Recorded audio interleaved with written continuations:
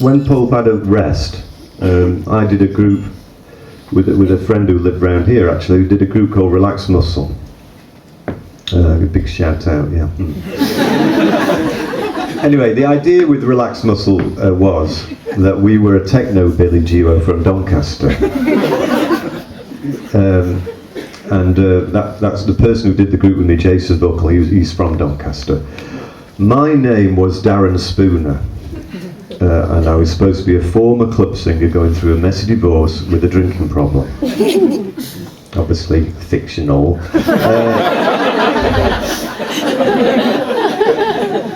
And we did one EP, the heavy EP, and nobody knew any the wiser. But then we did a concert at Bethnal Green Working Men's Club in May 2003. And even though I had a skeleton suit on and heavy makeup and spoke through a voice altering effects unit, our cover was blown. And we did do an album called A Heavy Night with Relax Muscle, probably in the bargain bin here, and it came out in 2003. And so to give you kind of a bit more of a window into Darren's world, I'm going to read this. This originally was in the Christmas 2003 edition of Time Out, you know, the listings magazine. And I don't know, I think I got the wrong, the brief was something like, what's your dream for the future, or something like that. But this is what they got. Which is not really what was required, I don't think, but anyway. This is called Darren's Dream. So you've got to imagine, this isn't me doing this is Darren, okay? Don't mix the two up. Right, this is Darren's Dream. Right. It was night time. I'm not going to do it in an accent now.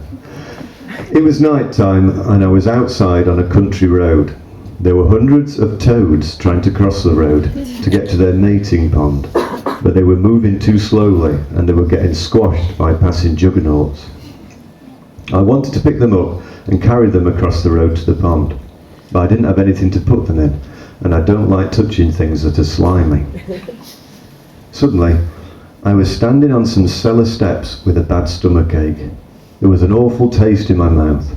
I realised that I had swallowed the toads in order to transport them. I began heaving and eventually sicked up a large toad covered in thick mucus. Then another, then another. After a while, a door opened at the top of the cellar steps and someone shouted down my name. Barry White was due on stage in 10 minutes and I hadn't ironed his shirt yet.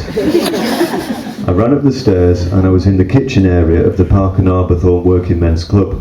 An ironing board was set up near the cooker with Barry's shirt on it, but I couldn't plug the iron in because it had a European plug on it and the PowerPoint was English.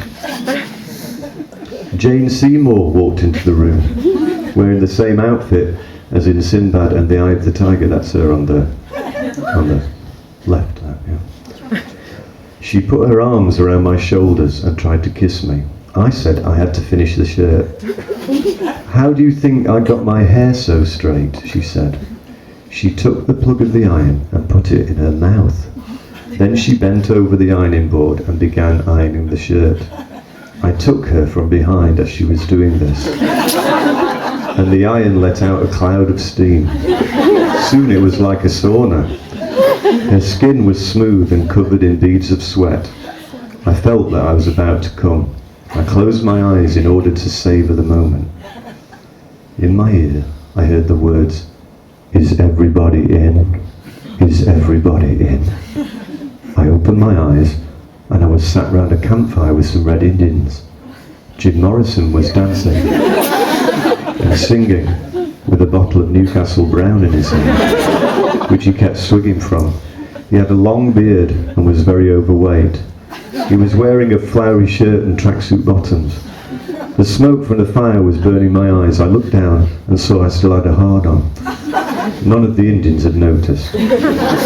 They were arguing about whether to allow a monster truck rally that was scheduled to take place on their land the next day to go ahead. Jim began to sing, "I Believe I Can Fly."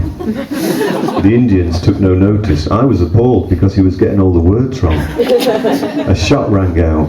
Jim fell onto the fire and was immediately engulfed in flames. He burnt blue, like when you put rum on a Christmas pudding.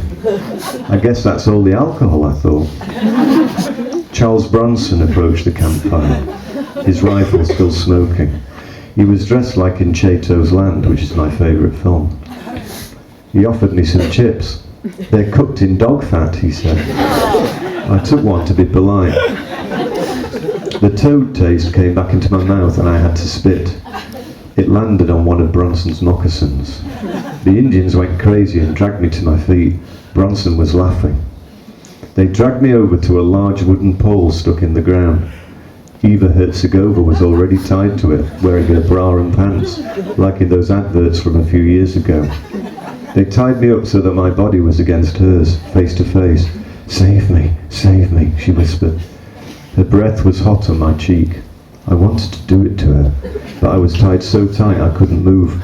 I knew that in a few seconds we were going to be burnt at the stake. All I could do was rub myself against her a bit.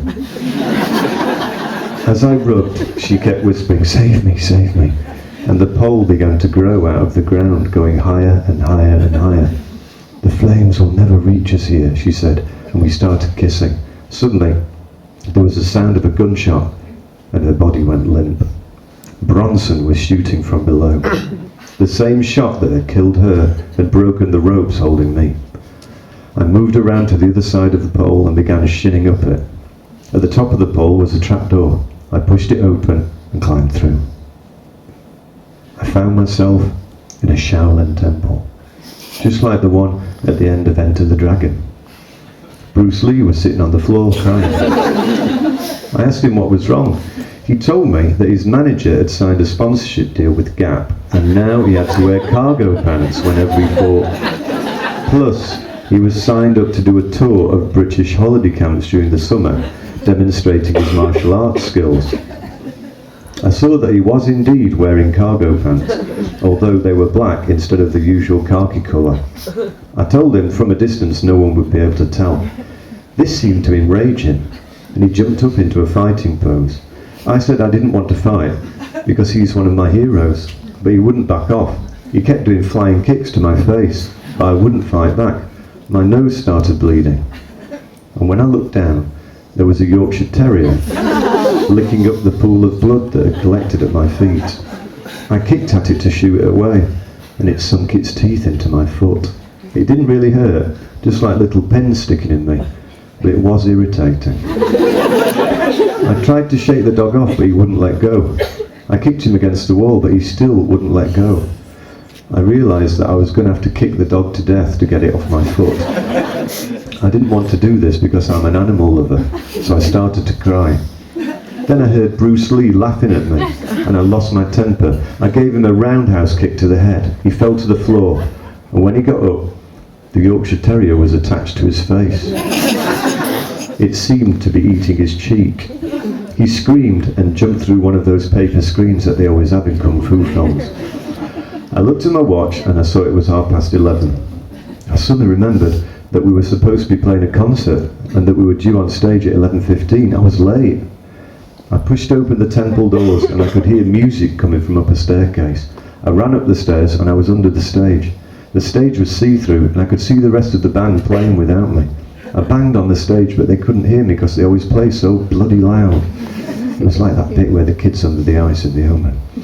They finished the song and I managed to attract Jason's attention.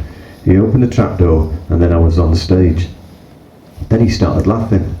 I looked down and I still had a hard-on and no trousers. Then I woke up.